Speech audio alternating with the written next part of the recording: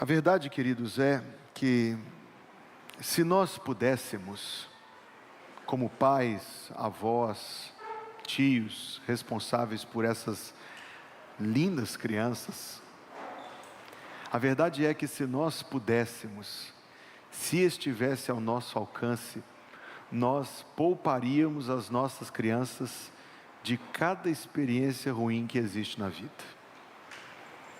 Se estivesse ao nosso alcance, nós nos colocaríamos como escudo entre os nossos filhos e as enfermidades.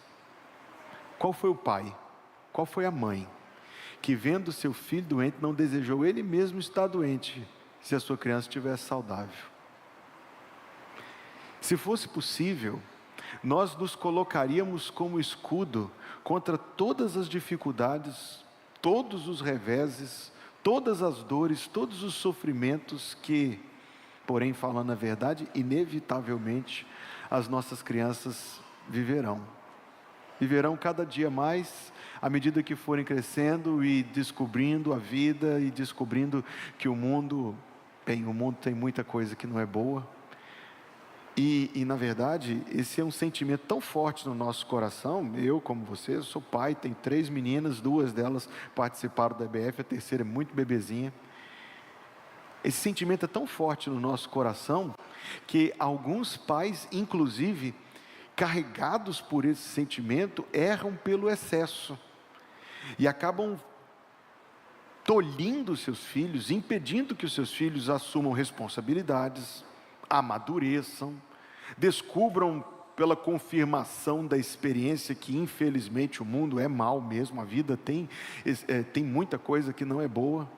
Por causa desse impulso, a gente vê isso, você já deve ter visto isso muitas vezes, existem pais que se excedem mesmo, e colocam os filhos, como falam as brincadeiras aí, dentro de uma bolha, para poder impedir, para poder proteger, para poder controlar qualquer perigo que pudesse acontecer com os nossos filhos. Mas, queridos, a gente precisa ser verdadeiro. Os fatos são de que, por mais que a gente queira, e em alguma medida a gente deve, mas por mais que a gente quisesse impedir que as nossas crianças viessem a sofrer, a chorar, a experimentar as coisas ruins da vida, a verdade é que isso está fora das nossas mãos.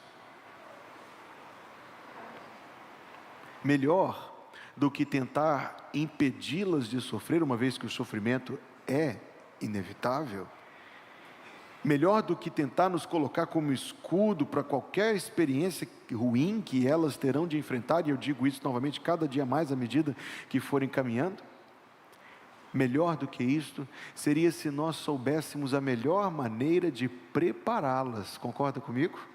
Seria se nós soubéssemos a melhor maneira de prepará-las para enfrentar, atravessar e sobreviver às dificuldades que elas enfrentarão.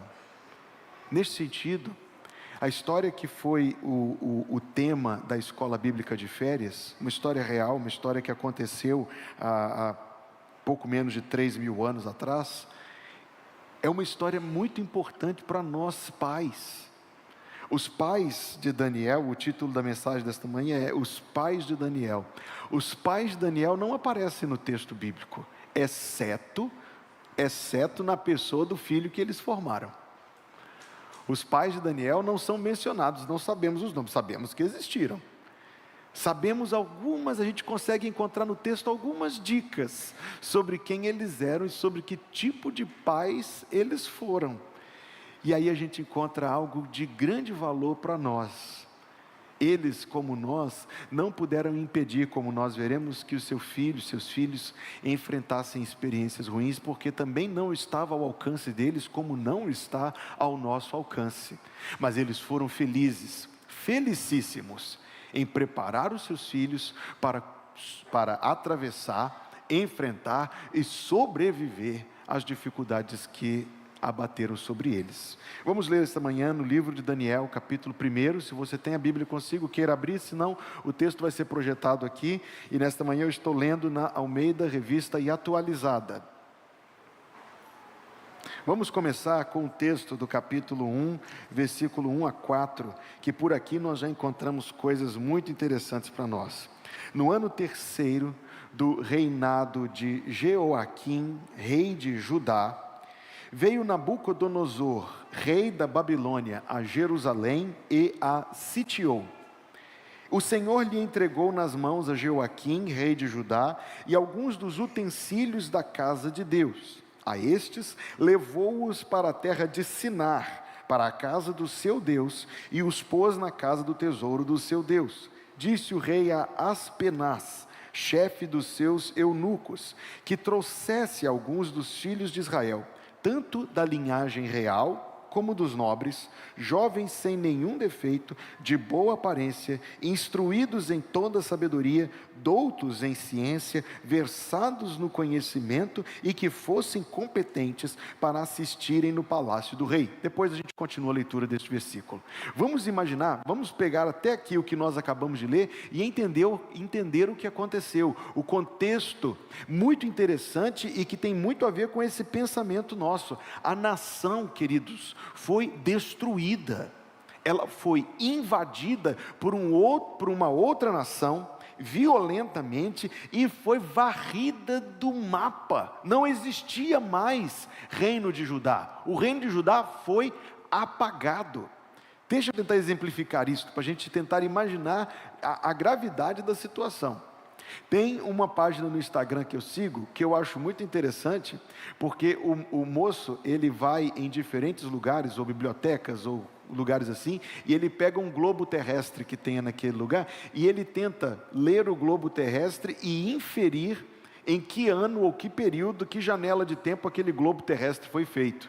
Como ele faz? Ele olha, tem tal país, então é antes. Por exemplo, tem a Alemanha Oriental, então é antes de 1989. E assim ele vai juntando as pecinhas até ele conseguir identificar em que ano aquele globo terrestre foi feito. Imagine se a gente imaginasse um mapa do mundo dos dias de Daniel, ia ser editada uma nova publicação, onde o reino de Judá não existia mais. O país onde ele nasceu foi apagado. Se a gente tentar comparar isso com algo parecido com o que existe no mundo hoje, talvez seria aquilo que existe no Haiti, onde não existe governo funcionando mais, onde as pessoas não têm autoridade para poder recorrer, que faça a lei valer, ou algo parecido com o que existe na Nigéria, segundo eu leio nos noticiários na África agora, onde está um golpe de Estado em andamento, e se você tentar ligar para algum auxílio, você não tem auxílio nenhum, é cada um por si. O país deles foi apagado, deixou de existir.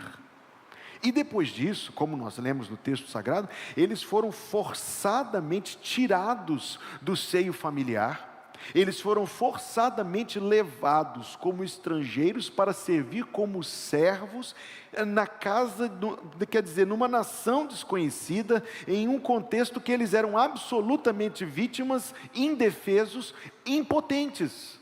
Nada a fazer. Ora, nós estamos aqui pensando nas dificuldades da vida, e muito provavelmente as minhas filhas, as suas crianças, vão enfrentar dificuldades comuns, não dificuldades como esta. Quer dizer, queira Deus que não é verdade? Queira Deus que não. Mas se a gente consegue imaginar o impacto disso na vida de alguém, o impacto disso no psicológico, no emocional, na estrutura da pessoa, na forma de viver.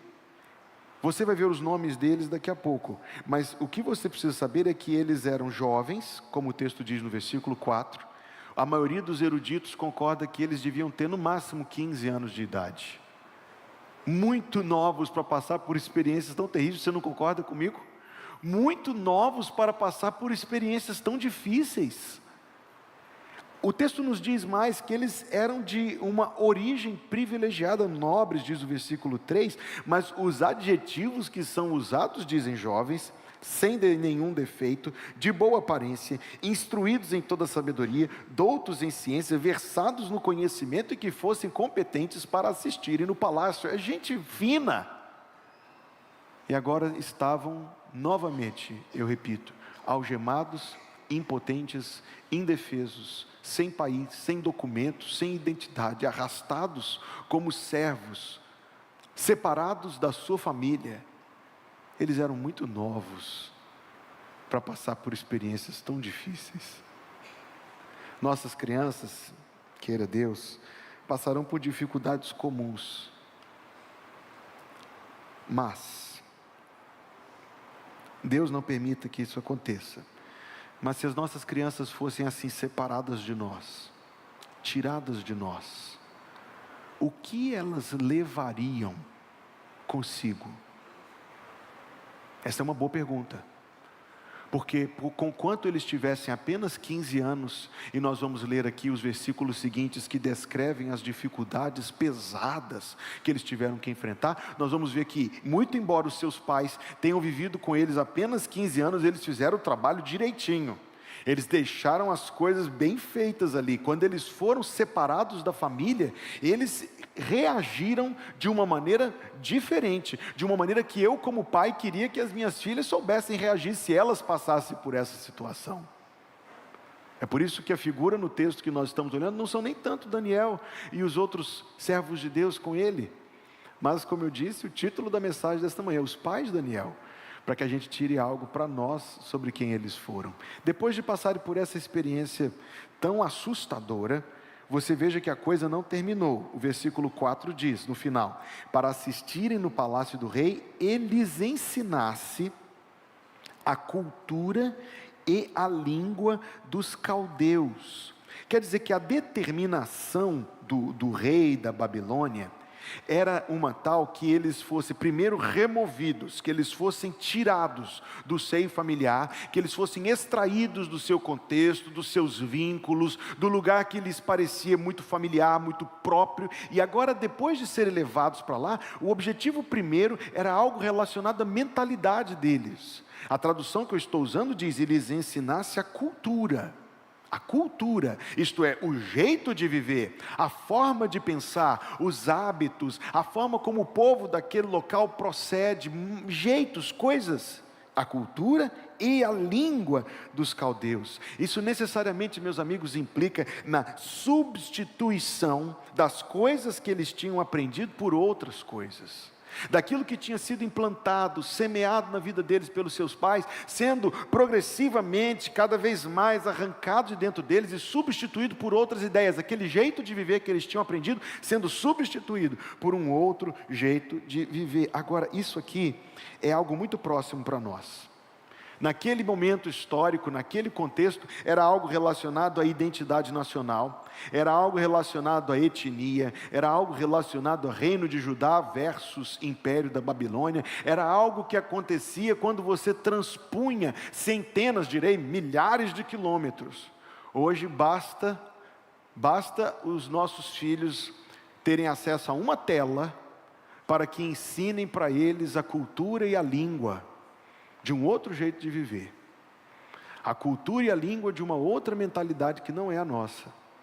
Enquanto nós estamos preocupados com a formação deles, está entrando dentro do nosso lar, por meio das telas que a gente compra, com a internet que a gente paga, está entrando e atingindo o coração dos nossos filhos uma outra cultura, uma outra língua, um outro sistema de valores, uma outra mentalidade.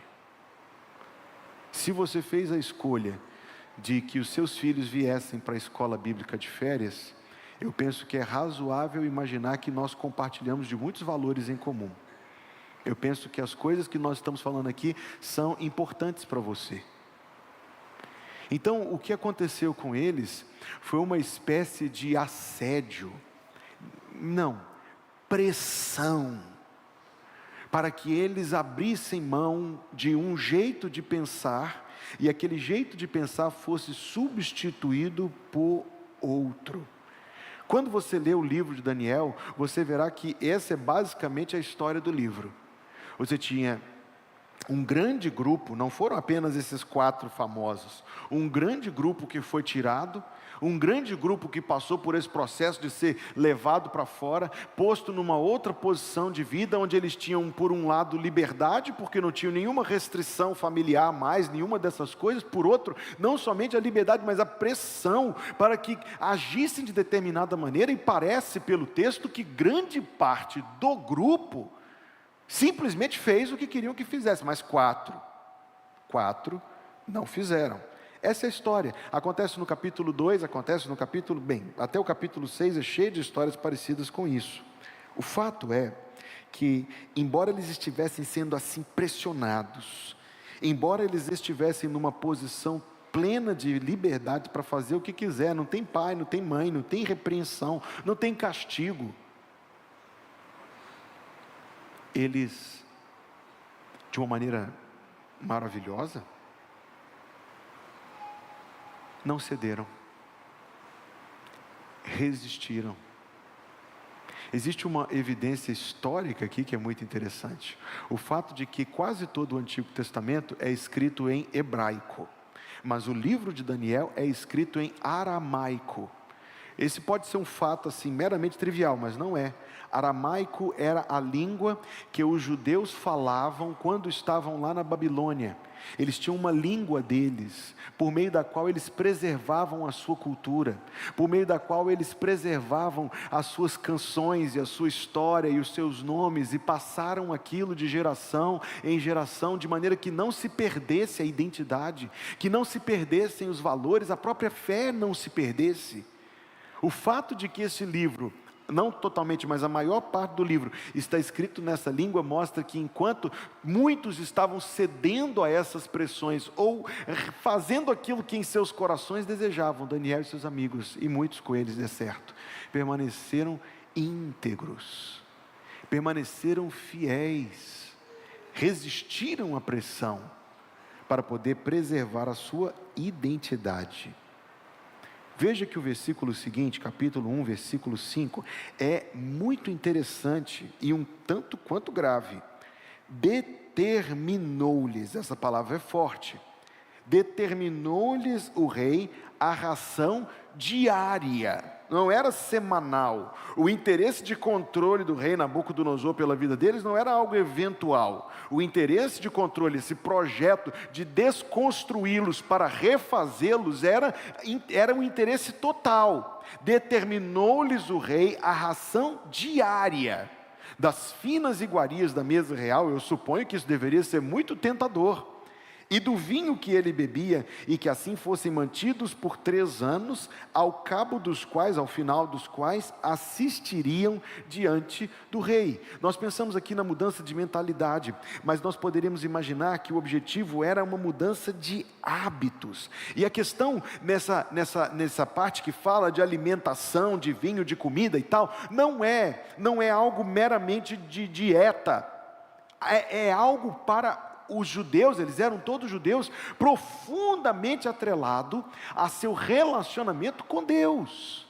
Havia um conjunto de regras, de leis que tinham sido dadas séculos antes, que diziam o que podia ser comido, que comida era limpa, que comida era imunda. Talvez você não esteja familiarizado com isso. Não é imundo em si, nem tampouco imundo como se fosse algo vulgar, algo desprezível.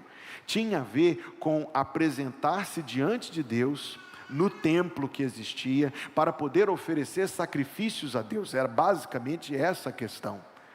Sabe o que me chamou a atenção quando eu pensei nisso, querido?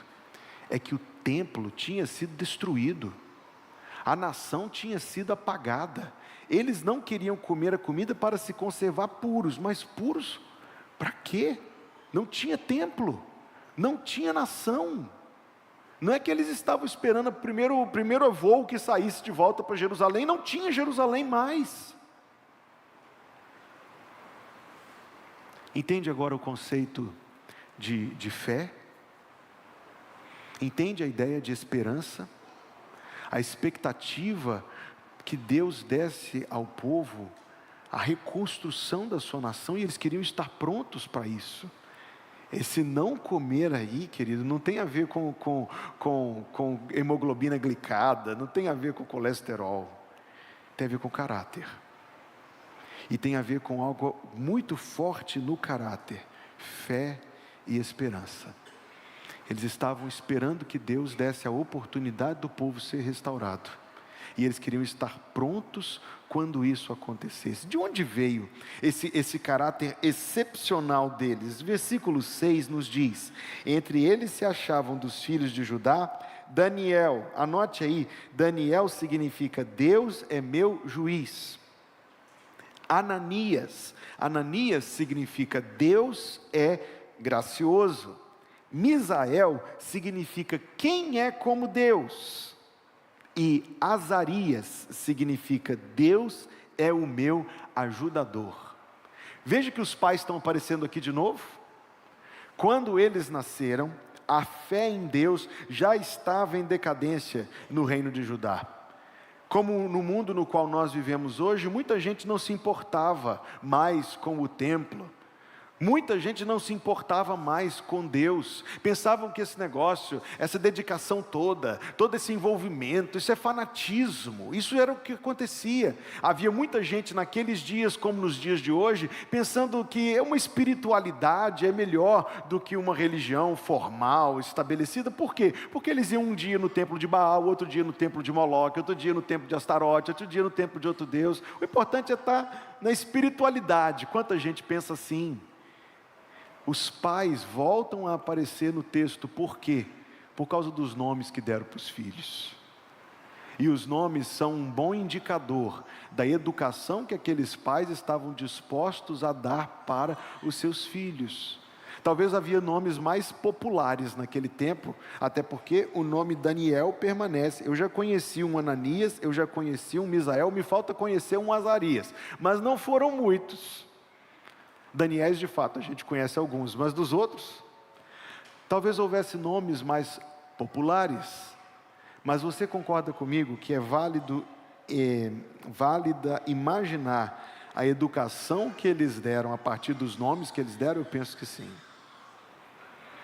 Agora veja, no versículo 7, o chefe dos eunucos lhes pôs outros nomes. Você consegue imaginar uma forma mais grave e pesada de se pressionar? A mudança de mentalidade, a mudança de hábitos, a mudança de identidade. Eu estou dizendo que o projeto era desconstruí-los e refazê-los. O projeto era pegar aqueles rapazes com todas as qualidades que eles tinham, o potencial que eles tinham, os talentos que eles tinham, aproveitar isso, enquanto destruindo, desfazendo tudo que fizesse lembrança, reminiscência do Deus que o rei da Babilônia cria que tinha vencido. Era destruí-los e refazê-los. Veja, se não existe muito parecido dessa história antiga com a história dos nossos filhos, em quem nós estamos pensando no tempo de hoje. O objetivo era destruí-los, aproveitar tudo que pudesse servir para alguma coisa e refazê-los conforme um outro sistema de valores, conforme uma outra mentalidade, outra identidade, gente. Mudou o nome. O nome de Daniel passou a ser Beltesazar. O nome Daniel significa Deus é meu juiz. Beltesazar significa Baal protege a minha vida. O nome Ananias, como eu disse, significa Deus é gracioso, mas ele passou a ser chamado de Sadraque, que significa Acu, um dos deuses daquela região. Acu é o meu comandante. Misael, que tinha inicialmente sido nominado quem é como Deus, passou a ser chamado Mesaque. Mesaque, que significa quem é como Acu. Azarias significa Deus é o meu ajudador, mas o nome dele foi mudado para Abed-nego, servo de Acu, aqui é chamado de aquele que brilha. Não poderíamos imaginar coisa mais agressiva do que o que aconteceu com esses rapazes. Eu acredito que, diante do mundo no qual a gente vive hoje, é redundante e desnecessário eu fazer aplicações distantes demais. Eu acho que está todo mundo entendendo o que eu estou dizendo aqui. O reino de Deus e o reino do mal estão em conflito, não existe espaço neutro entre os dois reinos, as tensões estão aumentando, as ideias que são defendidas e tratadas com normalidade hoje em dia, são ideias desprezíveis e abomináveis aos olhos de Deus. E se existe um projeto nesse mundo, outra coisa não é, senão o de desconstruir as pessoas, tirar quaisquer ideias de cristianismo, de Deus, de Bíblia, do coração delas, desconstruí-las e refazê-las. Nós vivemos o tempo em que alguém, se desejar, vai lá e troca o seu próprio nome, e troca outras coisas mais a respeito de si mesmos. Esse texto pode parecer antigo, mas não é não. As coisas que esse texto fala são muito atuais e muito presentes. É por isso que, à medida que eu meditava nesta passagem, eu comecei a enxergar o retrato dos pais de Daniel, dos pais destes jovens, dos pais que eu acredito, posso dizer, eu e você queremos ser pais iguais a eles, na educação das nossas crianças que estão vivendo neste mundo. Talvez não aconteça com elas toda essa tragédia do ponto de vista político, do ponto de vista social, mas queridos, essa não é a maior tragédia que pode acontecer com as nossas crianças. Uma enfermidade não é a maior tragédia que pode acontecer com as nossas crianças. A maior tragédia que pode acontecer com as nossas crianças é elas crescerem para viver uma vida sem se importar com Deus. A maior tragédia que pode acontecer com as nossas crianças é elas crescerem para se esquecer daquilo que nós temos tentado plantar no coração delas sobre quem Deus é. A maior tragédia que pode acontecer com elas é, como vimos no teatro aqui, chegar a hora de elas se apresentarem diante de Deus e não estarem cobertas pelo sangue de Jesus Cristo, o perdão dos pecados e a vida eterna. Essa é a maior tragédia.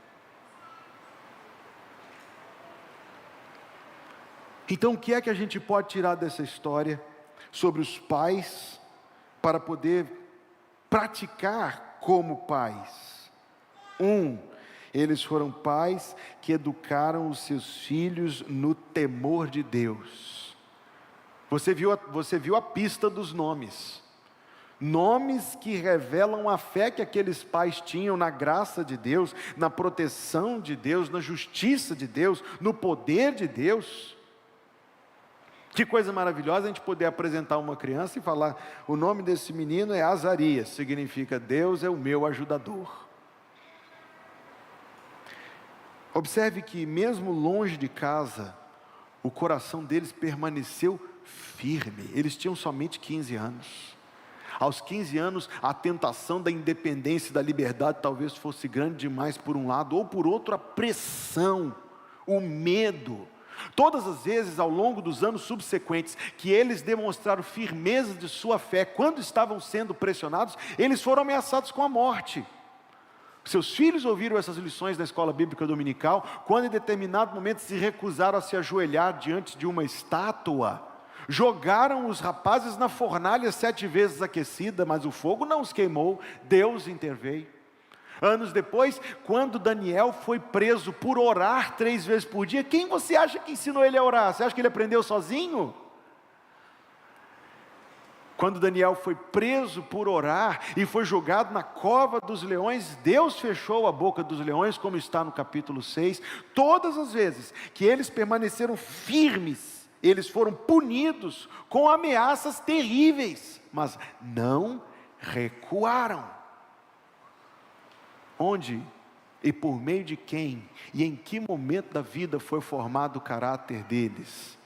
Cedo, dentro de casa, pelos pais, que eram pais tementes a Deus e que educaram seus filhos no temor do Senhor.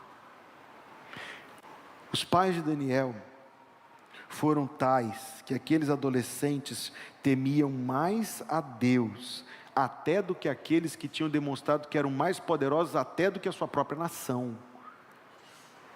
Foram os babilônios, foi o rei da Babilônia que varreu o país deles do mapa, mas eles temiam mais a Deus do que ao rei da Babilônia. É muito comum que a gente eduque os nossos filhos para temer mais o dinheiro do que o Senhor. A gente faz isso até sem querer. Quando a gente coloca no coração deles, eu digo às vezes até sem querer, que uma vida sem dinheiro é uma vida ruim, que uma vida boa é uma vida com dinheiro.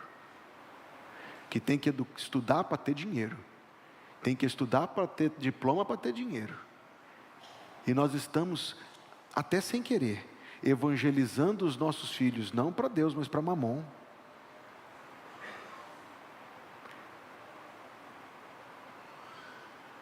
Colocamos, esse é um erro grande, permita eu falar com muita liberdade, é um erro grande. Colocamos uma pressão desequilibrada sobre os nossos filhos, para que sejam exitosos nisso, naquilo ou naquilo outro. Mas o primeiro olhar, penso eu, nosso primeiro olhar, precisa estar no coração deles, e no coração deles diante de Deus. os pais de Daniel e seus amigos plantaram no coração deles um temor de Deus tão real e uma fé tão verdadeira, que mesmo sem pai e sem mãe perto, mesmo diante da possibilidade de usufruir de coisas tão atrativas, e mais, ameaçados se não o fizessem, eles tinham dentro deles tudo o que era necessário para dizer não. Os pais, número 2, formaram neles um caráter sólido.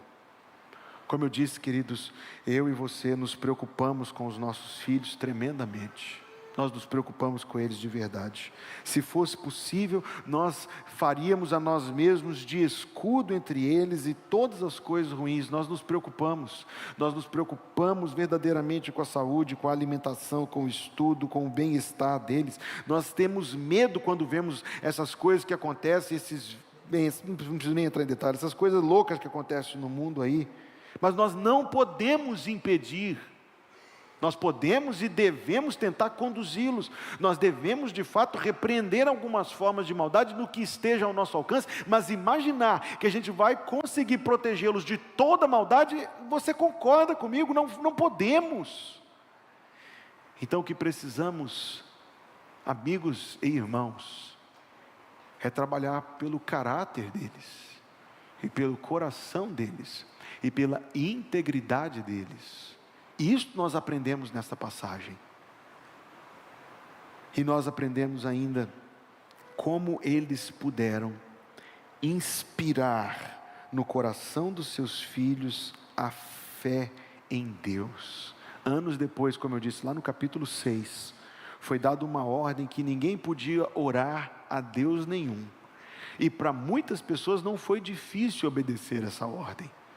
Mas Daniel, diz o texto, continuava orando a Deus 3 vezes por dia. Vamos só imaginar, como eu já perguntei, quem você acha que ensinou ele a orar? O Antigo Testamento é claro sobre isso. Era o pai que pegava o menino e ensinava o menino a orar.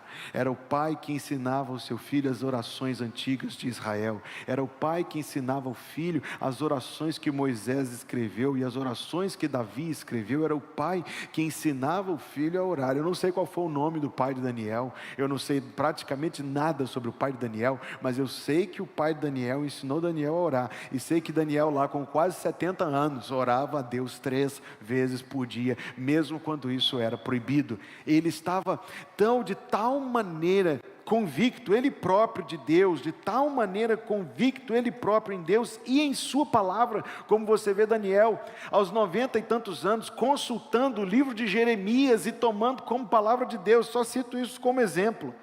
Ele aprendeu sobre Deus nos livros, ele aprendeu a orar em Deus, e por mais que mais e mais pessoas poucos se importassem com Deus naqueles dias, a fé que ele aprendeu e a fé que ele recebeu, era uma fé viva e verdadeira. Era uma fé viva e verdadeira. Sabe? Isso me faz pensar numa pergunta. Eu farei a pergunta depois de ler com você mais um versículo. Lá no capítulo 12, é o último capítulo do livro de Daniel, no versículo 13, capítulo 12, versículo 13, a segunda parte do livro, capítulo 7 a 12, consiste apenas em profecias, que segundo eu creio, são profecias que se referem aos dias da segunda vinda de Jesus Cristo. No capítulo 12, versículo 13, depois que Daniel terminou, já muito idoso, mais de 90 anos de idade aqui, terminou de transcrever as suas profecias, ele recebeu a seguinte palavra do anjo: tu, porém, segue o teu caminho até o fim. É uma referência à sua morte. Como eu disse, já estava com mais de 90 e tantos anos. Foi fiel até a morte, foi fiel quando era um homem rico e importante, foi fiel quando estava velho e esquecido na prisão, foi fiel em todas as circunstâncias, foi fiel quando jovem e tirado de casa, foi fiel quando foi assediado, foi fiel quando foi ameaçado, foi fiel quando foi exaltado, foi fiel quando foi destronado, foi fiel novo, foi fiel velho. Segue o teu caminho até o fim, pois descansarás. Agora guarde essas palavras: e ao fim dos dias te levantarás, ressurreição, viu? Te levantarás para receber a tua herança. Aquilo que os pais de Daniel passaram para ele, não foi útil para ele só durante aquela fase difícil da juventude. Aquilo que ele aprendeu com seus pais dentro de casa, não foi importante para ele só nas horas difíceis. Ele se lembrou de alguns versículos e tomou força, foi isso também, mas não só. Aquilo que ele aprendeu não foi importante para ele só em determinados momentos, foi importante ao longo de toda a vida, e como nós acabamos de ler, determinou o seu destino eterno. Em 2017, se eu não estou enganado, aquele grupo terrorista do Estado Islâmico foi lá e bombardeou o túmulo de Daniel. Até poucos anos atrás você poderia viajar até o Irã e visitar o túmulo de Daniel. Foi destruído recentemente, como eu disse, por esse grupo islâmico. Eles bombardearam e destruíram tudo. Onde estava lá o túmulo, onde ele foi sepultado, onde estava lá o sepulcro, e os seus ossos estavam lá, ou pelo menos o pó dos ossos, imagino eu. Mas Daniel, seu eu verdadeiro, estava e ainda está com Cristo no paraíso, esperando o cumprimento destas últimas palavras: no fim te levantarás, o dia da ressurreição.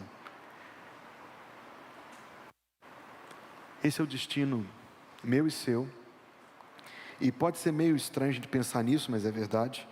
É o destino das nossas crianças. Ocorreu-me pensar outro dia que no ano 2100, se Jesus Cristo não tiver voltado ao mundo antes disso, no ano 2100, eu já vou estar lá no Jardim da Paz há muitos anos. A minha filha mais velha vai estar com 81 anos de idade, vai ser a velhinha aqui da Igreja Batista Plenitude.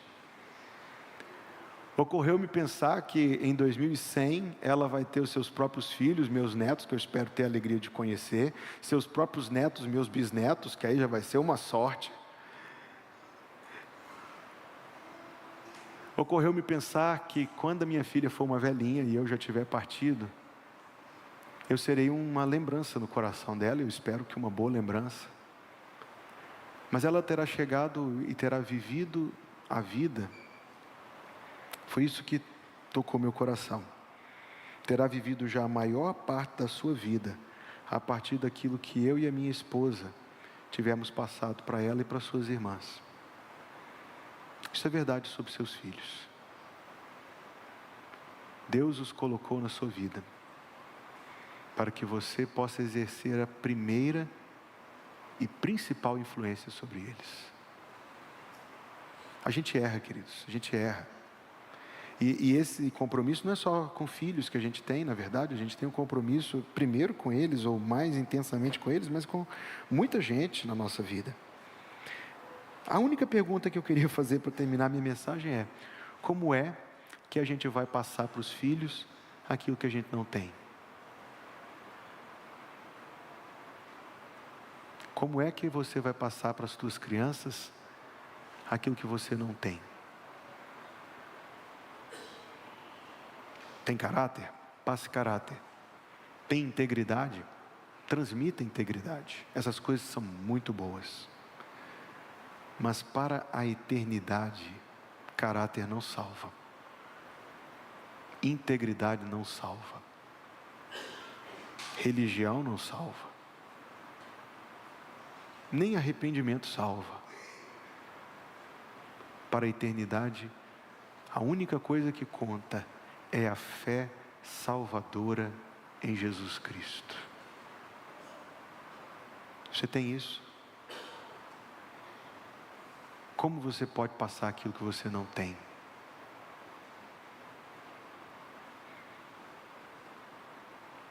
O Senhor Jesus determinou, o Senhor Deus determinou um plano de salvação.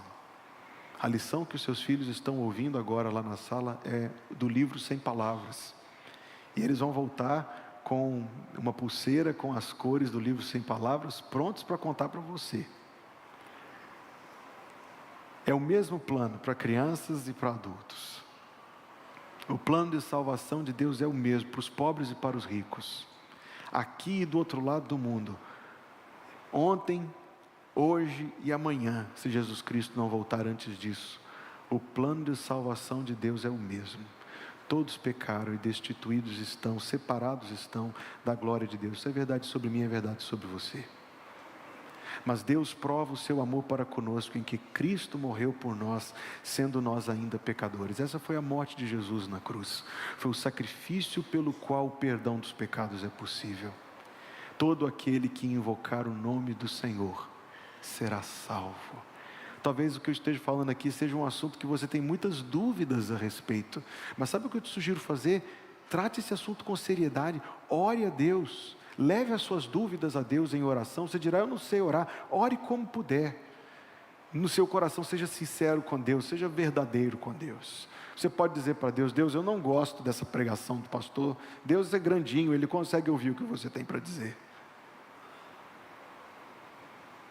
Talvez você possa dizer, pastor, mas outros dirão, não pastor, Deus está tocando meu coração, eu queria levar isso a Deus em oração hoje, eu queria levar isso a Deus em oração agora. Seja como for, eu queria poder orar por você. Talvez você tenha muitas dúvidas, mas eu gostaria de poder orar por você sim, para que Deus te desse esclarecimento. Talvez você queria compreender melhor esse plano de salvação de Deus. Eu quero orar por você para que Deus te dê entendimento. Talvez você queria que eu orasse pela sua vida, para que você como pai pudesse acertar, mas você precisa primeiro de tudo se acertar com Deus. Talvez eu possa orar por você, porque Deus tocou o seu coração. Eu estava aqui pregando, mas Deus estava tocando o seu coração. E você queria conhecer Jesus como seu Salvador e o Senhor da sua vida. Eu estou aqui para orar por você. Então eu quero pedir que todos curvem a cabeça, todos fechem os olhos. E se eu puder orar por você, é só isso que eu quero fazer. Eu não vou te constranger, eu não vou te apresentar publicamente. A única coisa que eu vou fazer é orar por você. Se eu posso orar por você, faça um gesto com a sua mão e depois abaixe. Eu verei para que eu possa orar pela sua vida. Que Deus te abençoe em nome de Jesus. A você também, pode abaixar a sua mão. Que Deus te abençoe. Que o Senhor Deus te abençoe. E a você também, que Deus te abençoe. Que Deus te abençoe. Pode abaixar a sua mão. Temos mais alguém? Eu queria orar pela sua vida. Que Deus te abençoe. A você também. Pode abaixar a sua mão. Que o Senhor Deus te abençoe. Temos mais alguém? Que o Senhor te abençoe em nome de Jesus. Que o Senhor Deus te abençoe em nome de Jesus. Pode abaixar a sua mão. Que Deus te abençoe, meu amigo. Em nome de Jesus. A você também, querida. Vamos orar. Senhor, obrigado, Deus, por essa escola bíblica de férias que aconteceu aqui. Que momento lindo o Senhor nos permitiu viver. Obrigado, Deus, por essas crianças. Obrigado, Deus, pela Tua palavra. Dentre todas as coisas, Senhor, obrigado, porque quando Daniel estava sendo pressionado, o Senhor o ajudou. Hoje, Senhor, nós queremos orar pelos nossos filhos. A cada momento que o caráter de Daniel foi provado e comprovado, também o Senhor foi comprovado, Deus, o Teu caráter. Tu és um Deus fiel, Tu és um Deus santo. Por isso eu oro, Senhor, em nome de Jesus, pedindo que na vida das crianças e destes cujos corações o Senhor tocou, o Senhor prove a Tua graça, Deus, e a Tua fidelidade. Dá, Pai querido, um entendimento do Teu plano de salvação, esclarece as dúvidas, Senhor. Tira os preconceitos, Senhor. E dá, Senhor, em nome de Jesus, uma compreensão da verdade que está revelada na Tua palavra. Obrigado, Pai, pelo Teu amor por nós, a ponto de nos dar Jesus para ser o nosso Salvador. Obrigado por este culto e que o Senhor a todos nós continue a abençoar. Que a graça de nosso Senhor Jesus Cristo, o amor de Deus, nosso Pai Celestial, e a comunhão do Espírito Santo seja com todos, a cada dia, até o dia em que Jesus voltará para nos buscar. E que assim seja em nome de Jesus. Amém.